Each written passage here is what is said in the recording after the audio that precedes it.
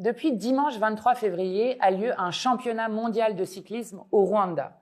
Ce Tour du Rwanda se fait à la fois avec le régime de Kagame, le président du Rwanda, en lien avec plusieurs marques et institutions comme le PSG, l'Arsenal, le Bayern ou encore la NBA ou l'Union cycliste internationale. Alors pourquoi je vous parle de ce Tour du Rwanda qui devrait être un événement festif? Parce que Kagame l'utilise pour laver l'image de son régime et de ses exactions en République démocratique du Congo. Parce que le Rwanda est en train de faire des violations du droit international très graves en République démocratique du Congo.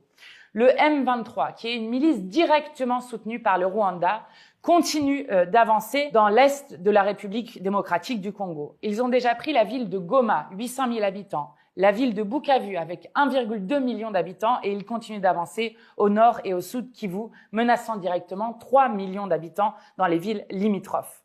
Avec, depuis vendredi, le Conseil de sécurité de l'ONU qui a condamné le Rwanda en lui demandant le retrait immédiat et sans condition de ses troupes en République démocratique du Congo.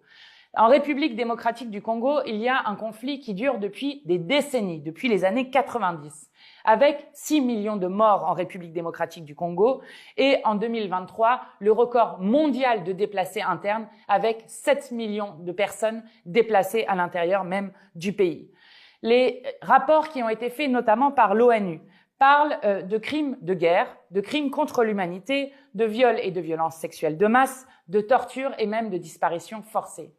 Nous avons, nous, réussi au Parlement européen à faire voter à la quasi-unanimité une résolution qui était initiée par les Insoumis et le groupe de la gauche européenne, votée le 11 février, qui exigeait le gel de l'aide budgétaire et militaire au Rwanda, la suspension de l'accord entre l'Union européenne et le Rwanda sur les minerais de 2024 tant que les troupes ne s'étaient pas retirées et que les droits humains n'étaient pas respectés, qui exigeait l'annulation de ce championnat de cyclisme dont je vous parlais et enfin qui demandait un soutien aux négociations de paix et à la mission des Nations Unies. En octobre dernier, c'est Jean-Luc Mélenchon, Nadège Amomangoli, Arnaud Le Gall et Carlos Martins Bilongo qui s'étaient rendus dans le pays afin d'alerter sur la situation. Il faut maintenant des actes. Nous exigeons que la France déclare un embargo sur les exportations de minerais.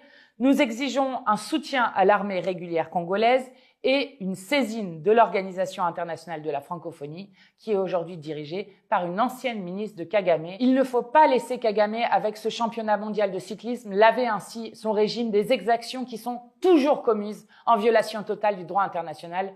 Partagez cette vidéo pour continuer à porter de la voix de la paix et du droit international.